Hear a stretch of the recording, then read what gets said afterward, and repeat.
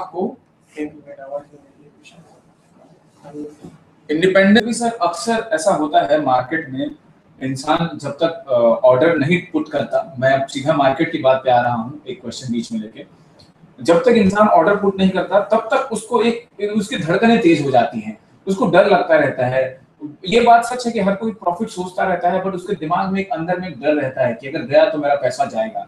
बहुत मेहनत से मैंने पैसे बनाए हैं और मिडिल क्लास सबसे ज्यादा इस मार्केट में लूज कर रहा है। तो वैसा वो डर आपके पास भी तो होता होगा जब भी आप ट्रेड करते होंगे, या नहीं होता?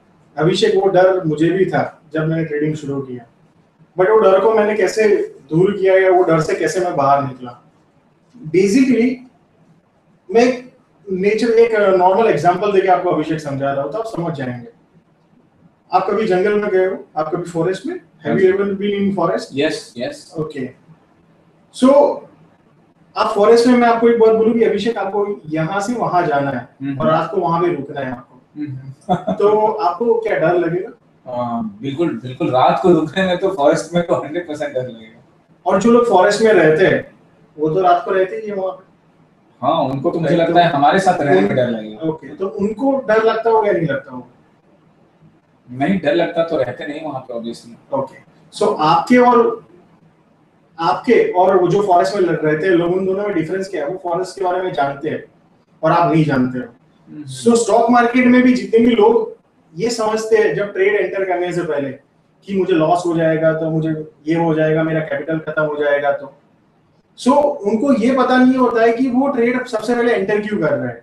अगर एंटर कर रहे हैं तो उनको ये पता नहीं है कि उनको मैक्सिमम कितना लॉस करना है।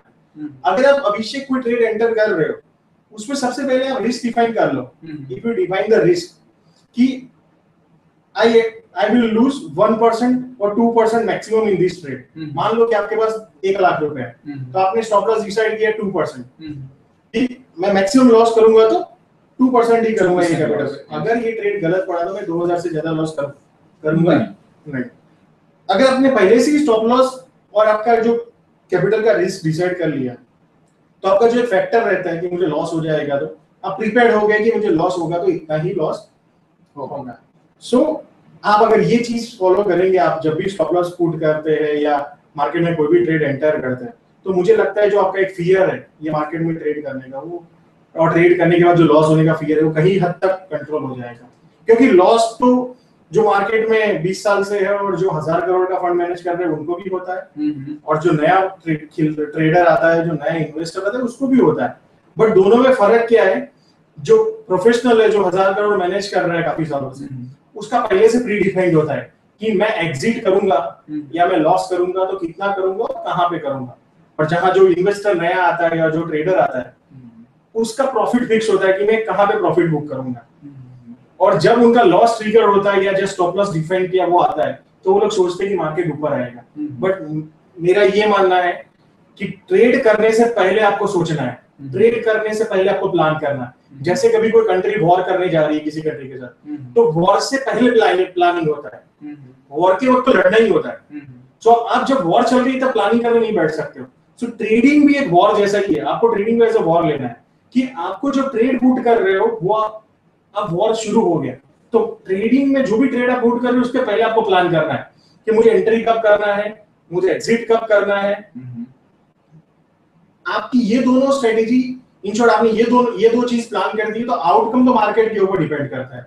So let market do what market want to do, but आपका स्ट्रेटेजी फिक्स है कि मैं लॉस करूंगा तो इतना ही करूंगा। सो मेरा ये कहना है कि ट्रेड एंटर करने के बाद आपको जो प्लान आपने बनाया उसको फॉलो करना चाहिए, ना ही उस पर सोचना चाहिए। और उसको एक बार एग्जिट करने के बाद फिर आप सोचो कि ये ट्रेड में क्या गलत हुआ, मैं नेक्स्ट ट्रेड में क्या इंप्रूव कर सकता हूँ। सो मेरा ये मानना है कि ट्रेड में एंट्री से पहले सोचना है, बाद में तो जो सोचा है उसको फॉलो करना है।